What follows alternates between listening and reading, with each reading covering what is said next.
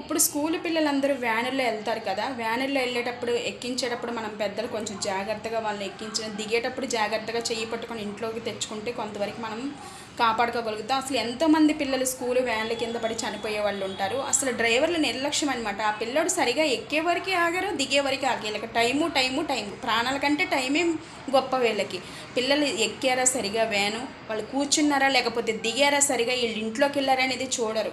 పిల్లలు పాపం అక్కడే ఉంటారు. చిన్న చిన్న పిల్లల్ని వ్యాన్లు ఎక్కించడం, దూరంగా ఉన్న వాళ్ళు ఏం చేస్తారు మరి, వ్యాన్లు ఎక్కించి స్కూల్కి పంపించి చదివిస్తారు కదా. ఆ పిల్లలు ఏదన్నా వస్తువు కింద పడితే ఒంగోవటం, ఇటు చూడకుండా ఆ పిల్లల మీద అసలు వెక్కి ఎంత దారుణంగా పిల్లల మీద వ్యాన్లు పోనించడం, వాళ్ళ ప్రాణాలు తీసడం. స్కూల్ వ్యాన్లు ఎంత ఘోరంగా నడుపుతున్నారు. అలాగే బస్సుల్లో రన్నింగ్లో ఎక్కడం, రన్నింగ్లో దిగటం. అది మనం స్లోగా వెళ్తుంది అనుకుంటాం, అలాగేమీ వెళ్ళదు.